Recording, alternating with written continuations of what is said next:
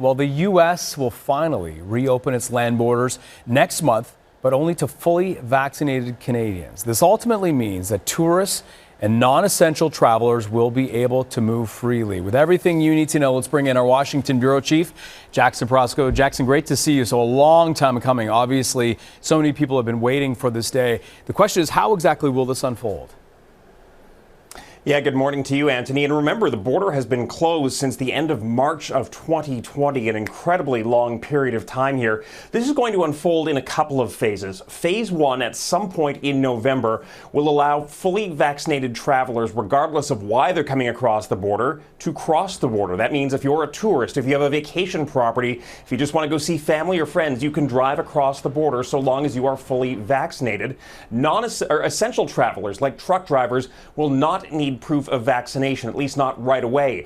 But then in January, the rules change for everybody. And so what that means is by a certain date in January that's still to be determined, everybody crossing the border will need to be fully vaccinated to enter the United States, regardless of why they're coming into the country. Okay, so for the thousands, if not millions of people, tourists, snowbirds, you name it, to get across, Canada, meanwhile, is pretty strict with checking vaccination status. What will U.S. border guards be looking for?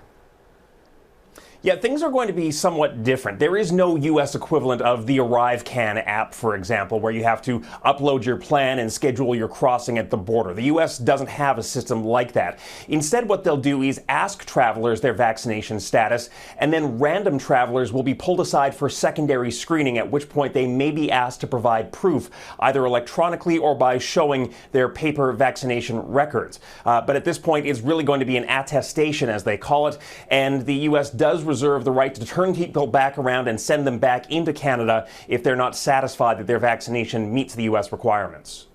So there's the other looming question about the mixed doses. Some people in this country, many people have received the AstraZeneca and then they received the second dose of something else. Where are we on that? Has the U.S. been clear on what the rules are?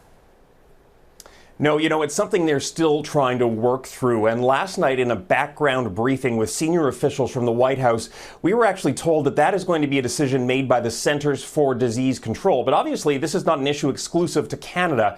And it seems as though the U.S. is likely to trend in the direction of accepting any WHO-approved vaccines. That means, for example, AstraZeneca, which is not used here in the United States, would likely be accepted. The mixing and matching is obviously a bit more of a complicated issue, but it's something they're working through, and they say they're very conscious of the fact that many Canadians do, in fact, have mixed doses. Okay, so we're talking about the land border. That's an important issue, but how does this compare to air travelers? Right. So what you need right now, as of today, to fly into the United States, of course, is a negative COVID-19 test taken within 72 hours.